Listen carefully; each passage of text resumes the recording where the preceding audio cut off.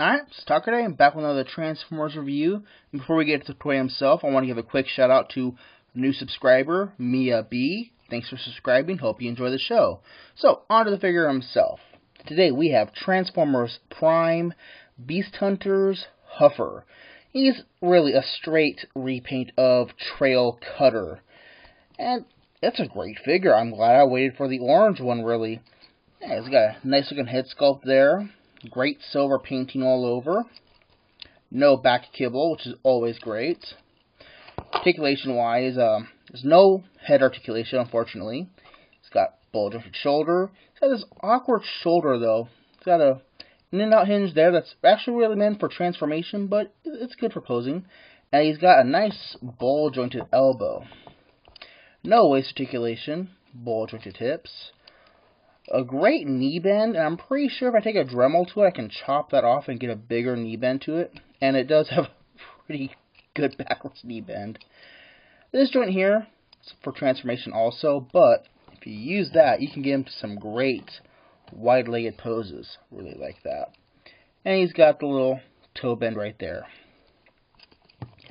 A cool bit of effect from his transformation is that if you fold down these panels here, can actually make for a pretty good impromptu shield.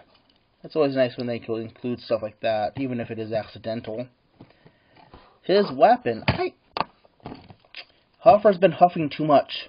I do like his weapon though. It's straightforward and simple, but it's got a nice design to it. The missile's basically just a random club shape. And it's again one of those little friction fires that are actually kind of annoying to use. And if you wanted to, you can even run the missile into his hand like that for a melee weapon. And you can take the weapon and peg it onto his back, onto his wrist. So that's really cool. And there is another peg port on the back here, but that port is really meant for vehicle mode.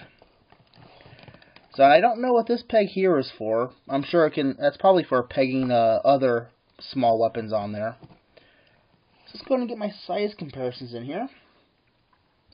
We have Prime Dreadwing. And they're pretty good matching in height. And here we have Cyberverse Evac. Legion scale. So let's go ahead and get to the transformation itself. Transforming them is actually straightforward, but it's got some little quirks here and there. You know, flip these panels way back like that. Bring his arms up. Bring those wheels down. And then bring this all together. Open these panels. And then bring, you gotta then twist him at just underneath the head. Like that. And then close that all up. And all this just pushes together. Close down the missile, the cannons. Come on.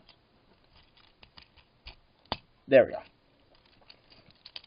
Take his feet, fold them in like this. And then peg the legs together. And there we go. He is a big, beefy Mad Max style truck. You know, he's got the big old snowplow and the hood shoulder and the hood cannons. It looks nice and nasty, you know. Little bit of interesting mistransformation you can do if you want is fold his feet back out. And you pretty much have an extended truck bed now. Yeah, I like that, you know. Come on. There we go. Just jamming one of the hinges up accidentally. So yeah, as for his weapon, if you want, you can take it, peg it on the hood there, peg it on the side over here. You got a couple of options there. So let's go ahead and get these size comparisons in here now. Alright. Here he is with Cyberverse Skyquake. It's pretty good. And here he is with Cyberverse Evac. So yeah, he's a fun little figure.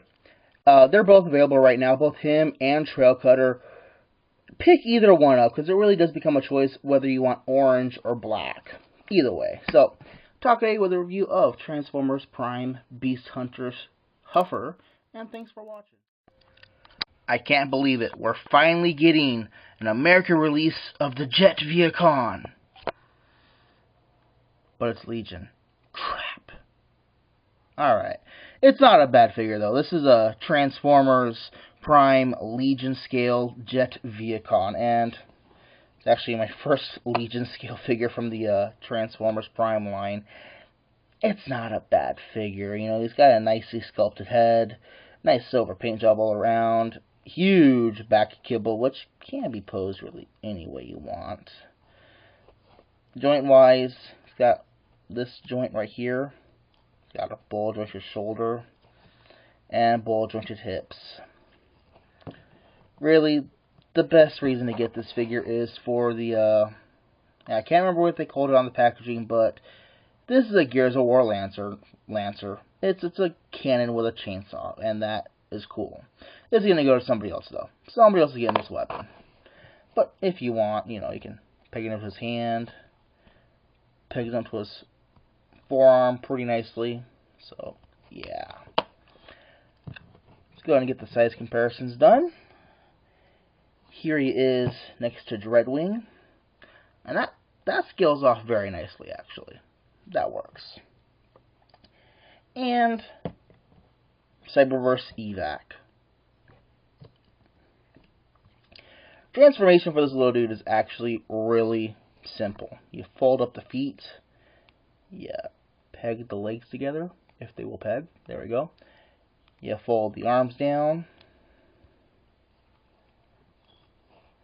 And then you take this panel here and you flip it over.